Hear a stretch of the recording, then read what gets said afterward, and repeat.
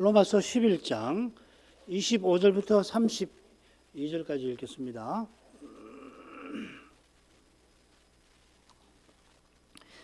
형제들아, 너희가 스스로 지혜 있다 함을 면키 위하여 이 비밀을 너희가 모르기를 내가 원치 아니하노니, 이 비밀은 이방인의 충만한 수가 들어오기까지 이스라엘의 들어는 완악하게 된 것이라. 그리하여 온 이스라엘이 구원을 얻으리라. 기록된 바 구원자가 시온에서 오사 야곱에게서 경건치 않은 것을 돌이키시겠고, 내가 저희 죄를 없이 할 때에 저에게 이루어질 내 언약이 이것이라 함과 같으니라. 복음으로 하면 저희가 너희를 인하여 원수된 자요, 택하심으로 하면 조상들을 인하여 사랑을 입은 자라. 하나님의 은사와 부르심에는 후회하심이 없느니라. 너희가 전에 하나님께 순종치 아니하더니 이스라엘에 순종치 아니함으로 이제 긍휼을 입었는지라. 이와 같이 이 사람들이 순종치 아니하니 이는 너희에게 베푸시는 긍휼로 이제 저희도 긍휼을 얻게 하려 하심이니라. 하나님이 모든 사람을 순종치 아니하는 가운데 가두어 두심은 모든 사람에게 긍휼을 베풀려 하심이로다.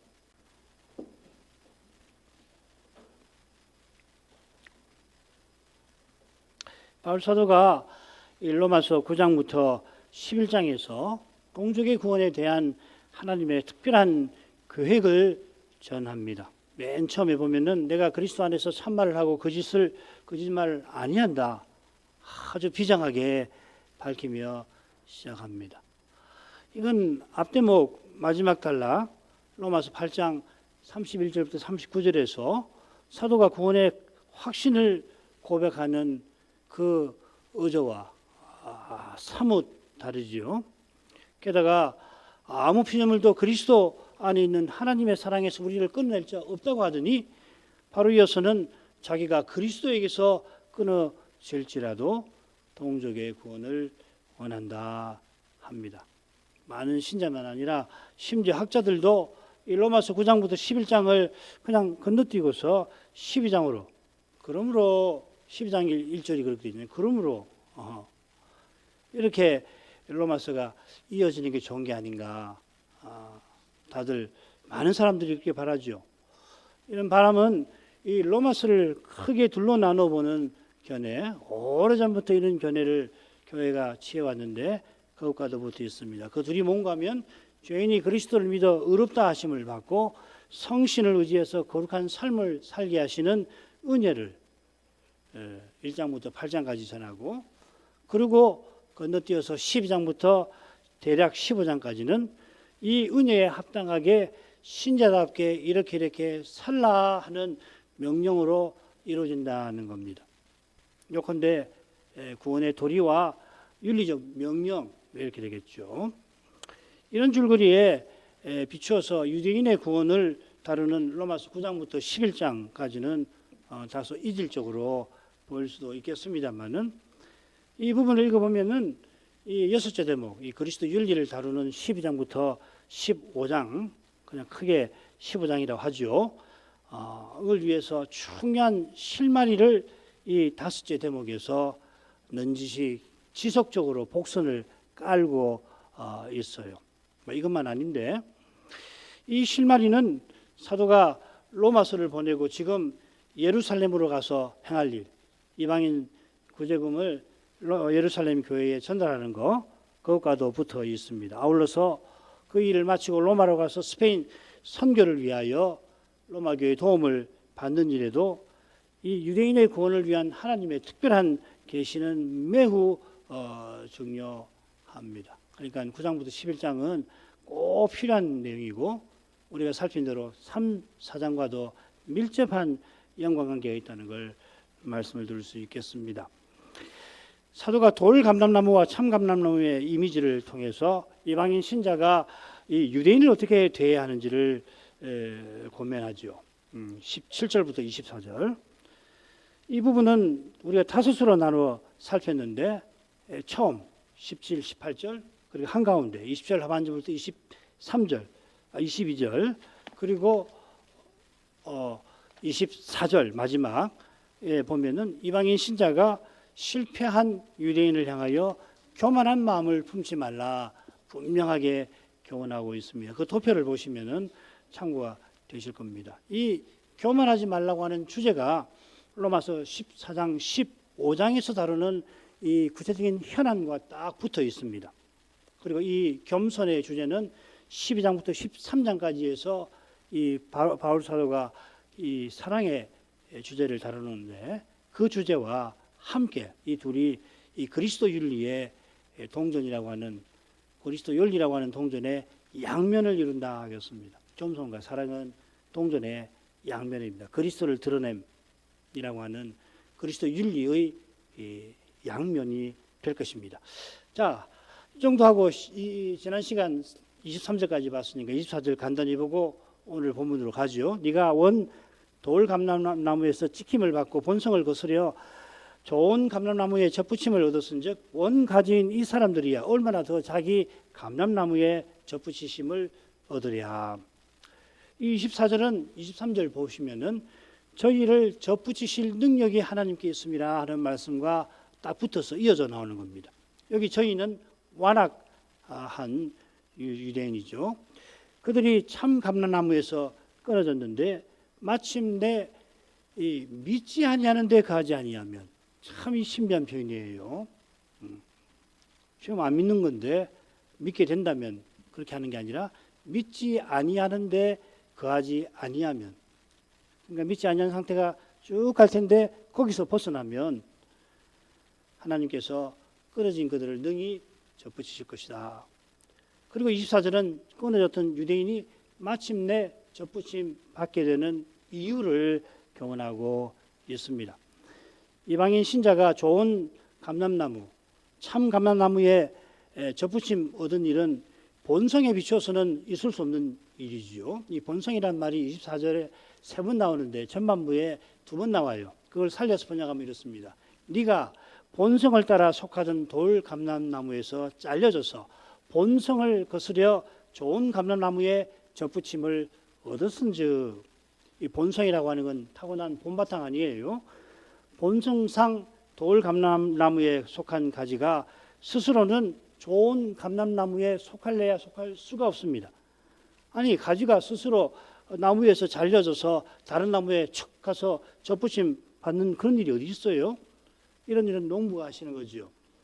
농부가 그 가지를 본래 나무에 젖붙이려고 한다고 한다면은 더 쉽겠죠. 게다가 이 농부의 능력은 인간 농부와 달리 전능입니다. 저는 농사를 잘 모르기 때문에 모든 가지를 다른 나무에 젖붙임 할 수 있는지 모르겠어요. 분명히 안 될 것 같은데. 그런데 이 농부께서는 전능한 능력을 갖고 계시거든요. 게다가 전능한 농부께서 이방인 신자에게 나타내신 사랑은 거룩한 사랑입니다. 우리가 원수 되었을 때에 하나님이 자기 아들을 십자가에 내어주셨습니다. 우리가 구하지도 않았는데, 하나님을 찾지도 않았는데 하나님이 찾은 바 되셨습니다. 이방인은 우리가 구원 얻는데 기여한 거 하나도 없습니다. 이방의 빛이 되어야 할 유대인이 실패했다고 한다면은, 그러면 이제 남은 것은 온 인류의 멸망뿐 아닙니까? 이게 성숙했다고 하는 현대인의 자랑하는 이성의 필연적 결론이어야 할 것입니다. 그러나 하나님의 사랑은 거룩하여서 사람이 아니시라서 사람의 이성과 경험을 훌쩍 넘었습니다. 누릴 자격이 전혀 없는 이방인에게 구원을 베푸신 그런 하나님이시라면 자기 백성을 삼았던 유대인은 얼마나 더 사랑하시겠습니까? 논리적인 게 아니죠. 아주 간단합니다. 나 같은 죄인이라고 참으로 고백하는 이는 지금 사도가 뭘 말하는지 놓칠래야 놓칠 수가 없을 거예요. 뭘 말하는지 금방 알죠. 나 같은 죄인도, 세상에 나 같은 죄인도 하나님이 구원하신다면 하나님이 누군들 구원하시지 못하시랴, 그런 마음이 들지 않아요. 자기 죄를 깨닫는 이는 바울처럼 내가 누구보다 죄인이다 이렇게 고백하지, 나는 죄인이긴 하지만은 그래도 이런 생각 도무지 못 품잖아요. 하나님의 은혜 가운데서 자기 죄를 깨닫는 이는 겸손하지 않을 수가 없는 것입니다. 자, 오늘 읽은 본문으로 가죠. 줄거리 아주 간단합니다. 28절이 핵심 교훈이고요. 앞뒤로 이방인의 구원과 이스라엘의 회복에 관한 말씀이 25절부터 28절, 앞에서는 하나님의 비밀이라고 그랬고요. 그 다음에 30절부터 32절은 하나님이 모두에게 긍휼을 베푸시려고 모두를, 온 인류를, 이방인과 이스라엘을 불순종하는데 드셨다 하는 말씀입니다. 자, 먼저 오늘은 25절부터 28절까지 살필 텐데요. 이 부분을 보시죠. 여기 한가운데 기록된 바 구약 성경을 인용을 하는데 역시 앞뒤로 유대인의 회복에 관한 말씀을 전하고 있습니다. 그래서 나누면은 25절, 26절, 상반절 사도는 로마 교회가 꼭 알아야 할 비밀로서 이 교훈을 전하고 있습니다. 그리고 26절 하반절, 27절에서는 이 비밀이 구약 성경과 일치한다. 바울이 구약 성경을 읽고서 깨달았다 하는 겁니다. 그리고 28절에서는 이 비밀의 내용을 유대인의 관점에서 요약을 하고 있습니다. 오늘 29절까지 아마 살피게 되겠네요. 자, 먼저 25, 26절 상반절 읽겠습니다. 형제들아, 너희가 스스로 지혜 있다함을 면키 위하여 이 비밀을 너희가 모르기를 내가 원치 아니하노니 이 비밀은 이방인의 충만한 수가 들어오기까지 이스라엘의 토라는 완악하게 된 것이라. 그리하여 온 이스라엘이 구원을 얻으리라. 너희가 스스로 지혜로 있다함을 면키 위하여 한 것. 여기서 25절은 이 17절부터 24절에서 그렇게 교훈했던 이유를 25절에서 제시하고 있는 겁니다. 앞서는 너라고 하는 표현을 쓰면서 이방인 신자 개인을 너라고 부르면서 유대인을 향하여 교만하지 마십시오 단단히 권했습니다. 여기서는 첫째 부분 1절부터 16절과 마찬가지로 너희라고 하면서 이방인 신자들을 공고합니다. 이 너희가 왜 이방인 신자인가 하면 13절 보시면 내가 이방인인 너희에게 말하노라 그랬지요. 여기서 너희는 이 유대인과 이방인이 섞여 있는 로마 교회 전체보다는 이방인 신자에 관한 거다. 뭘 알 수가 있어요. 뭐 내용을 봐도 그렇습니다. 이 로마 교회 유대인 신자들도 물론 있는데 그 학자들은 유대인 신자가 많을까 이방인 신자가 많을까 이걸 따져요. 왜 따지는지를 14장에서 제가 다시 말씀을 드릴 겁니다. 여기서는 이방인 신자들을 특별히 권하는 겁니다. 전하는 내용이 이 스스로 지혜 있다함을 면키 위한, 교만하지 않게 하려고 이제 이방인 신자 여러분에게 이 비밀을 내가 꼭 알리겠습니다 하는 거죠. 이 목적, 스스로 지혜 있게 함을 명쾌하는 이 목적이 그리스도 윤리를 다루는 대목에 한 번 더 나와요. 굉장히 의도적이죠. 12장 16절에 보면 스스로 지혜 있는 채 말라. 여기랑 똑같은 표현입니다. 스스로 지혜 있는 채 하는 게 얼마나 심각한지 잠언이 생생하게 교훈합니다. 잠언 26장 12절 네가 스스로 지혜롭게 여기는 자를 보느냐 그 사람보다 미련한 자에게 오히려 바랄 것이 있느니라. 그냥 지혜자가 잠언에서 참된 지혜를 가지라고 교훈하면서 그것과 정반대되는 미련함을 철저히 경계하죠. 이 미련한 건 뭐 보통 악한 것이 아니에요. 그런데 미련한 것보다 더 심각한 상태가 있는데 그게 스스로 지혜롭게 여기는 거라 한 것입니다. 얼마나 스스로 지혜롭다는 것이 악한 것인가를 아주 생생하게 교훈하지 않습니까? 사도시대의 바리새인들이 대표적입니다. 스스로 지혜롭게 여겨서 결국 어떻게 됐나? 회개할 것 없는 의인인 채 하였죠. 스스로 회개할 것 없는 의인인 채 하는 이것이 가장 심각한 상태입니다. 바울이 자기의를 비판할 때 바로 이걸 겨냥한 거 아니에요?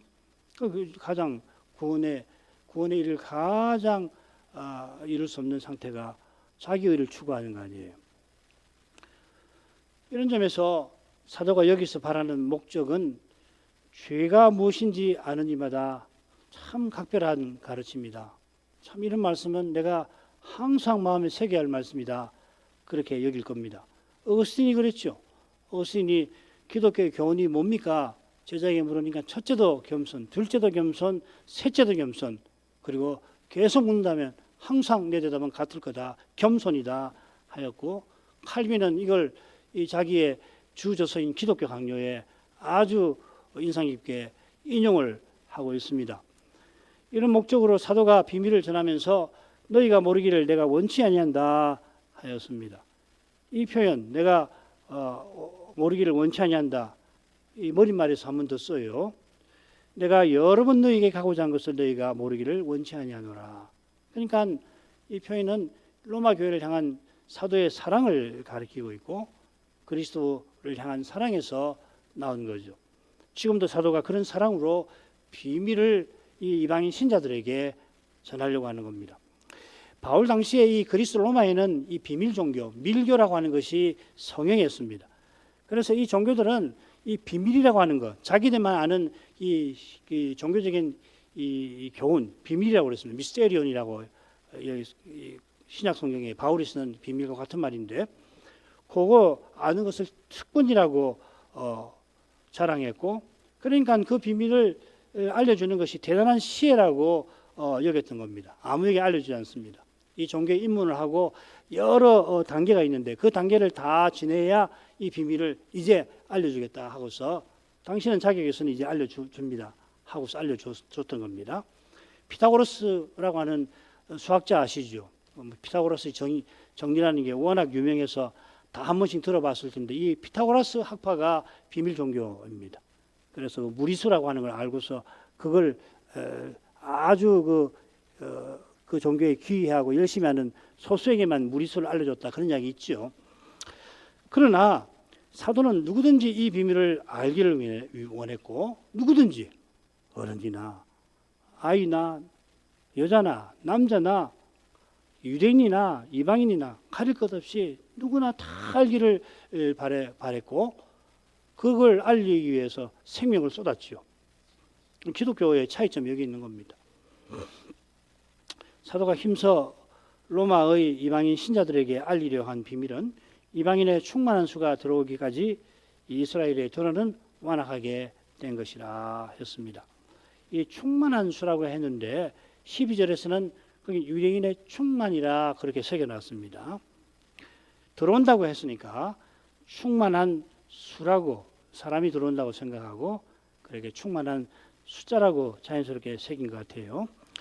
개인이 그리스도를 믿고 의롭다 하심을 받고 거룩하게 하심을 입는 것을 구원이라 생각할 때에 자연히 믿는 개인의 수를 우리는 떠올리게 됩니다마는, 마지막 사람이 믿을 때에 주님께서 그때 오시는 것만 아니라 그때가 주님이 바라시는 일이 다 이루어지는 때인 것입니다.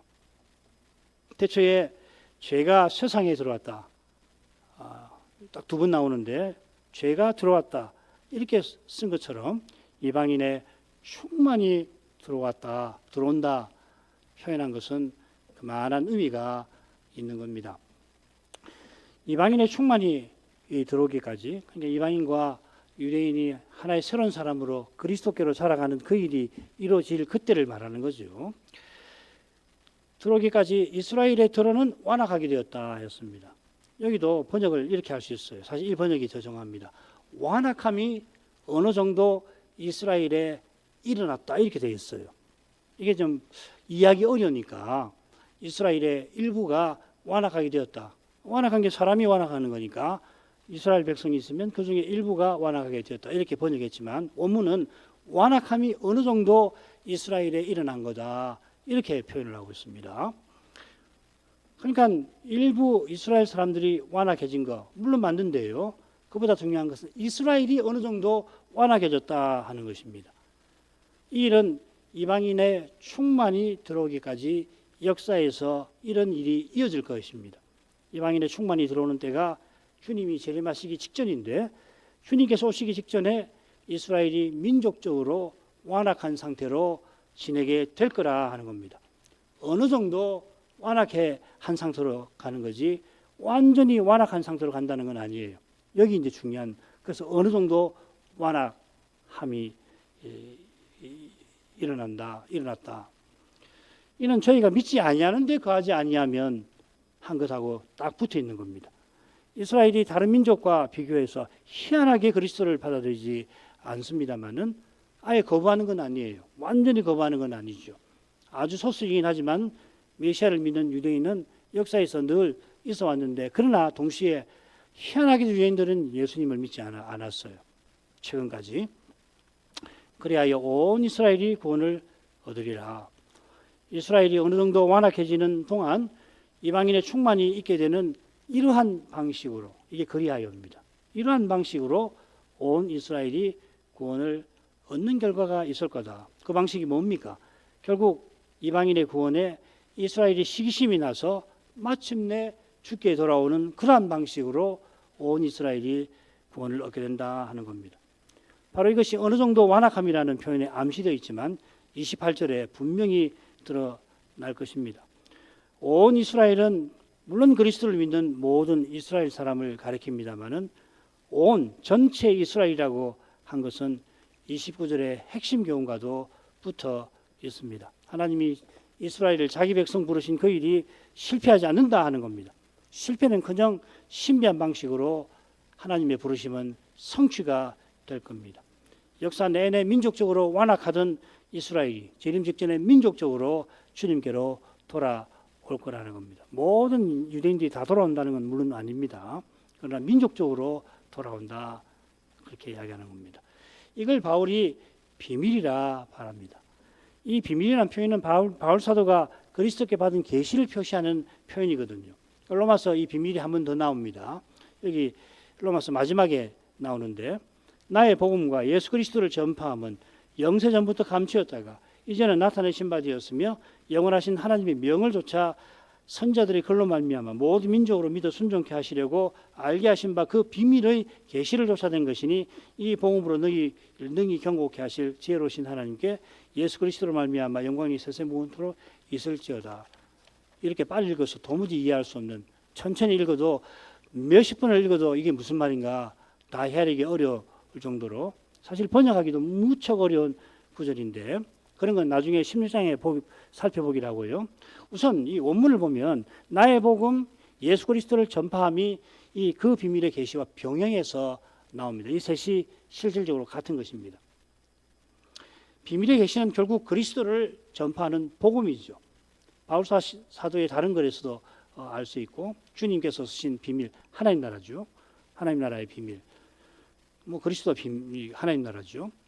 사도가 온 세상에 나가 전합니다마는 본래는 하나님 마음에 감추어져 있던 것입니다. 하나님이 성신으로 이 비밀을 먼저 사도들에게 알리시고 그리고 전하게 하셨습니다. 사도가 널리 전합니다. 모든 민족에게 전합니다마는 믿음으로만 압니다. 비슷하게 성신께서 사도들을 특별히 모든 진리 가운데로, 그리스도의 모든 진리 가운데로 인도하십니다마는 바울 사도는 우리가 지금 여기서는 부분적으로 안다고 고백합니다. 사도가 깨닫는 것이 우리와는 비할 수 없이 높고 넓어서 감히 우리가 사도가 깨달은 그 범위나 경지를 판단하지 못할 것입니다. 그런 터에서 사도의 글들에 서로 다른 강조점이 발견되는데 그 점에 유의할 필요가 있습니다. 바울이 요한처럼, 요한이 바울처럼 그리스도의 모든 진리를 알았습니다마는 그리스도를 전하는 방식이나 내용이나 특별히 표현에서 분명 다르죠. 유대인의 완악함에 관한 것도 바울의 로마서에서 독특하게 전하는 내용이 분명합니다. 사실 이 비밀이라는 낱말 자체도 주님과 바울과 요한만 사용을 합니다. 자, 그 다음으로 가죠. 기록된 바 구원자가 시온에서 오사 야곱에게서 경건치 않은 것을 돌이키시겠고, 이 완악함하고 관계되겠죠. 내가 저희 죄를 없이 할 때에 저에게 이루어질 내 언약이 이것이라 함과 같으니라. 사도는 자기가 받은 비밀이 구약 계시와 일치된다고 이어 교훈합니다.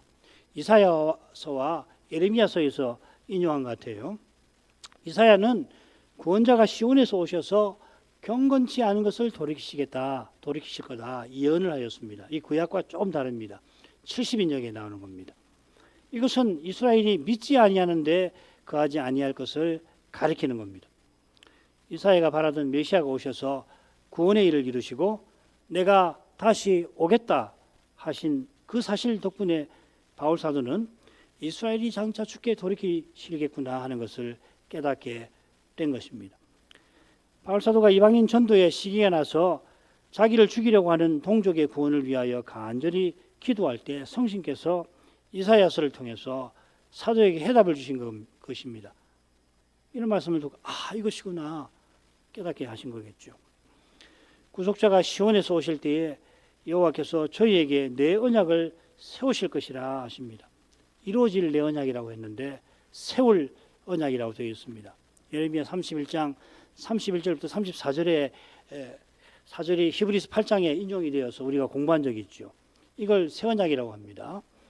이 새 언약은 출애굽 때 시내산에서 세운 이스라엘과 세운 언약, 옛 언약과 달리 죄를 없이 하는 겁니다. 옛 언약의 제사는 죄를 생각나게 할 뿐인데 새 언약은 십자가로 죄를 참으로 없이 해버립니다. 이 새 언약을 옛 언약을 저버린 이스라엘과 세우실 거라 예레미야가 전했죠. 새 언약을 이방인과 세우실 뿐만 아니라 이스라엘과도 세우십니다. 실은 새 언약은 이방인과 유대인이 그리스도 안에서 하나의 새로운 사람을 이루는 그것입니다.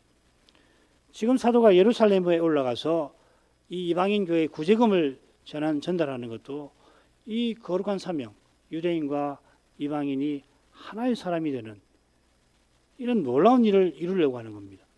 그런데 올라가서 유대인의 지배한 방해로 이 거룩한 사명을 이루기가 힘듭니다. 심지어 예루살렘 교회의 지도자들도 유대인들의 무서운 공격에 위축이 되어서 바울을 가까이 하지 못해요.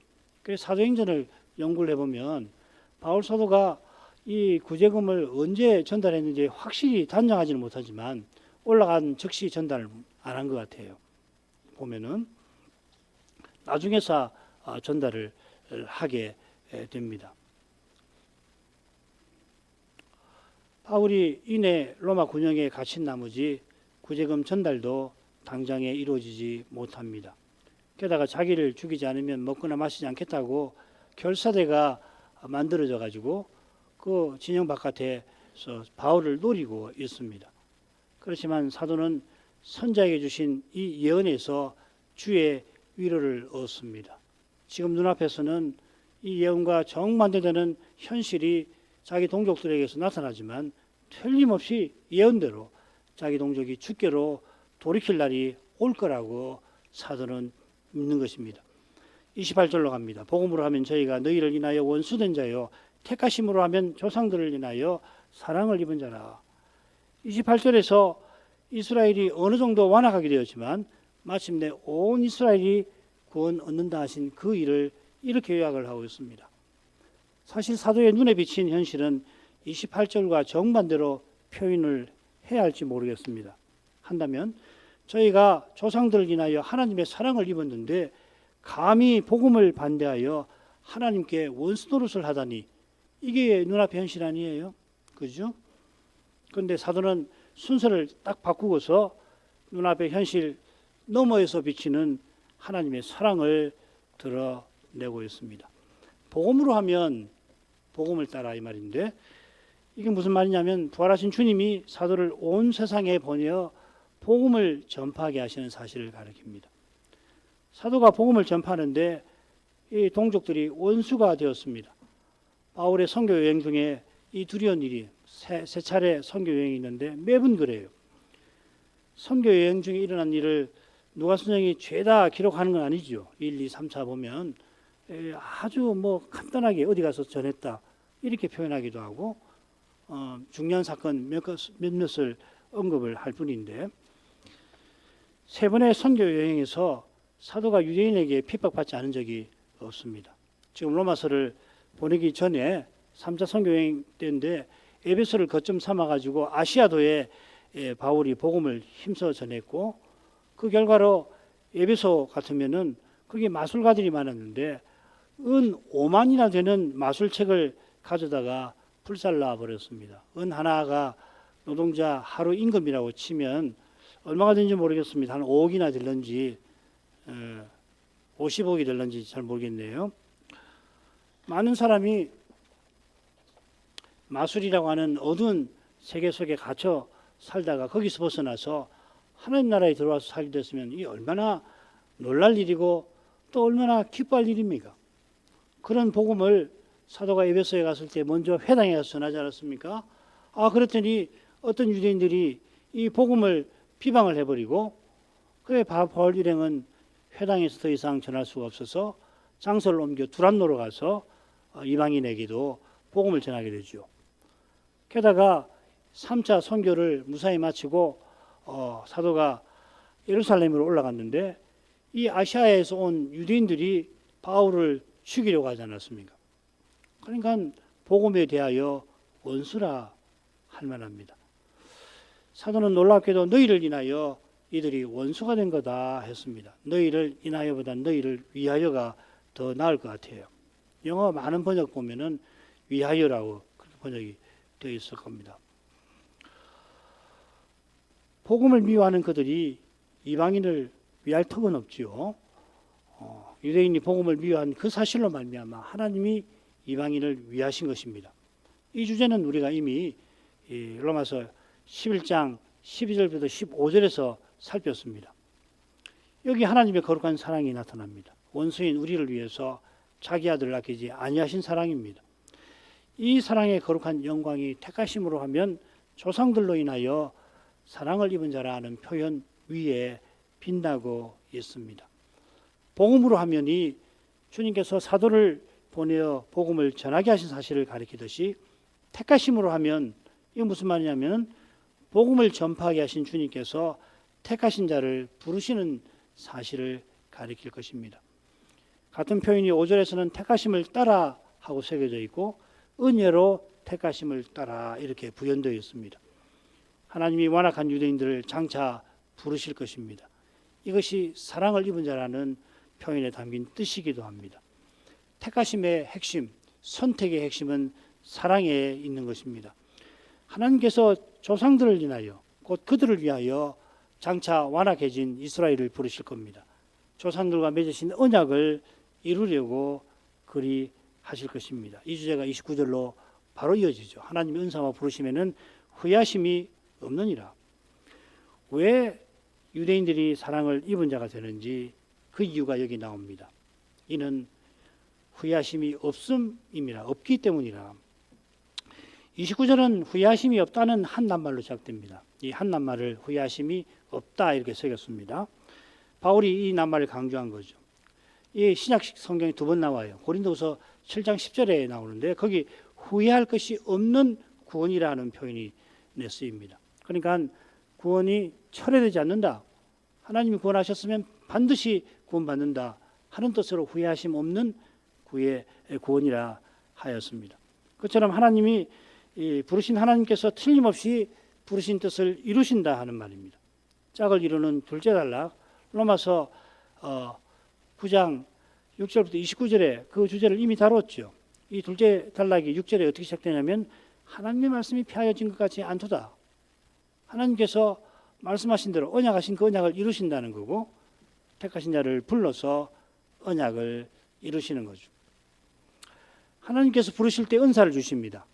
이 은사의 주제가 이어지는 그리스도 윤리 서론에 나온다고 말씀드릴 수 있습니다. 로마서 12장 6절부터 8절 6절에 그 은사라는 말이 나오는데 이게 서론이거든요.